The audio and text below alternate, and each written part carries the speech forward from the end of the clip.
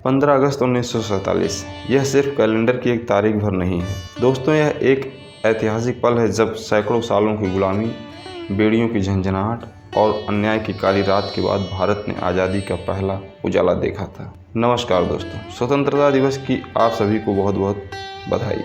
आज जिस हम ऐतिहासिक दिन की बात करने जा रहे हैं, यह केवल जश्न मनाने का अवसर नहीं है, बल्कि यह समय है अपनी जड़ों को याद करने का, अपने इतिहास के पन्नों को पलटने का और साथ ही आज के भारत के कड़वे मीठे सच का सामना करने का। अगर हम अपने इतिहास को देखें तो यह आज़ादी हमें किसी उपहार के रूप में नहीं मिली थी। इसके पीछे संघर्षों और कुर्बानियों का एक लंबा दर्दनाक इतिहास छुपा हुआ है। 1857 की क्रांति का वह दौर याद कीजिए जब ईस्ट इंडिया कंपनी के शोषण के खिलाफ पहली बार आज़ादी का बिगुल बजा था।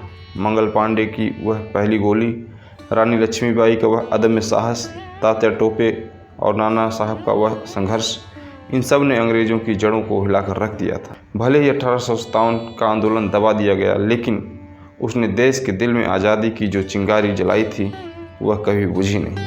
उसके बाद शुरू हुआ आंदोलनों का और बलिदानों का एक लंबा सिलसिला। 1905 में बंगाल विभाजन के विरोध में उठा स्वदेशी आंदोलन हो या फिर 1919 का वह भयानक जलियांवाला बाग हत्याकांड, जहां निहत्थे मासूमों पर गोलियां बरसाई गई थीं। उस पावन धरती के खून ने भगत सिंह जैसे नवयुवक के दिल में इनकलाब का ऐसा बीज बोया जिसने पूरे देश के युवाओं को झकझोर कर रख दिया।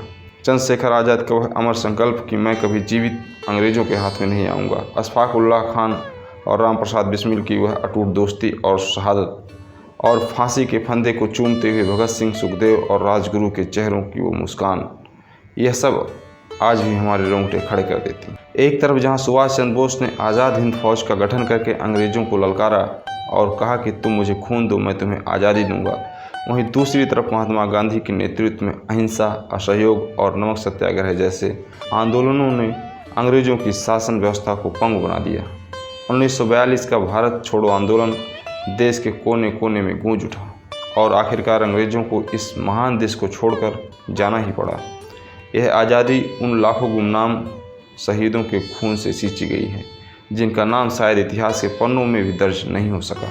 लेकिन दोस्तों, इतिहास की इन गौरव गाथाओं से आगे बढ़कर जब हम आज के भारत को देखते हैं तो एक नया सवाल हमारे सामने खड़ा होता है। क्या आज़ादी के इतने दशकों बाद हम उस भारत का निर्माण कर पाए जिसका सपना हमारे स्वतंत्रता सेनानियों ने देखा था? आज का भारत निस्संदेह बदल रहा है। हम अंतरिक्ष में चंद्रयान और मंगलयान भेज रहे हैं। हमारी डिजिटल क्रांति का डंका पूरी दुनिया में बज रहा है और इंफ्रास्ट्रक्चर के मामले में हम नए आयाम छू रहे हैं। लेकिन सिक्के का दूसरा पहलू यह भी है कि आज हमारे सामने चुनौतियां भी कम नहीं हैं। आज की सबसे बड़ी समस्या है बेरोजगारी। देश का युवा डिग्रियां हाथ में लेकर सड़कों पर भटकने के लिए मजबूर है। जब एक होनहार युवा को अपनी योग्यता के मुताबिक काम नहीं मिलता तो उसकी उम्मीदें टूटने लगती हैं। क्या हम अपनी युवा आबादी की इस ऊर्जा का सही इस्तेमाल कर पा रहे हैं? ये सबसे बड़ा सवाल हमारे सामने है। हमारी अर्थव्यवस्था भले ही कागजों पर बड़ी दिखती हो, लेकिन अमीर और गरीब के बीच की खाई लगातार चौड़ी होती जा रही है। आज भी देश का एक बड़ा वर्ग महंगाई की मार झेल रहा है। स्वास्थ्य सुविधा की बात करें तो ग्रामीण और दूर दराज के इलाकों में आज भी बुनियादी इलाज की कमी है। अस्पतालों में बेड, दवाइयाँ और डॉक्टर ना मिलने के कारण जब कोई गरीब दम तोड़ता है तो आज़ादी के दावे खोखले नजर आने लगते हैं। हमारी शिक्षा व्यवस्था भी आज इस मोड़ पर खड़ी है जहां शिक्षा का व्यवसायीकरण हो चुका है और गुणवत्तापूर्ण शिक्षा पाना आम इंसान की पहुंच से बाहर होता जा रहा है। सामाजिक स्तर पर भी आज हम धर्म, जाति और भाषा के नाम पर बढ़ते जा रहे हैं। फर्जी खबरों और सोशल मीडिया की नफरत ने हमारे आपसी भाईचारे को नुकसान पहुँचाया है। तो फिर सवाल उठता है कि असली आज़ादी क्या है? असली आज़ादी सिर्फ झंडा फहराने और राष्ट्रगान गाने तक सीमित नहीं हो सकती। असली आज़ादी तब होगी जब देश के हर युवा के हाथ में रोजगार होगा, जब हर बीमार को सही इलाज मिलेगा, जब हर बच्चे को अच्छी शिक्षा मिलेगी, जब हर महिलाएं देश के हर कोने में खुद को सुरक्षित महसूस करेंगी और जब समाज के आखिरी पायदान पर खड़े व्यक्ति तक न्याय और विकास पहुंचेगा। दोस्तों, आज़ादी एक पड़ाव नहीं बल्कि एक जिम्मेदारी है। अंग्रेज़ों से तो हमें आज़ादी मिल गई, लेकिन अब हमें गरीबी, बेरोजगारी, भ्रष्टाचार, अशिक्षा और नफरत जैसी आंतरिक बुराइयों से खुद को आज़ाद कराना होगा। यह देश केवल सरकार या नेताओं का नहीं है, यह देश हमारा है। अगर हमें एक समृद्ध और सशक्त भारत बनाना है तो एक जिम्मेदार नागरिक के रूप में हमें अपनी भूमिका निभानी होगी।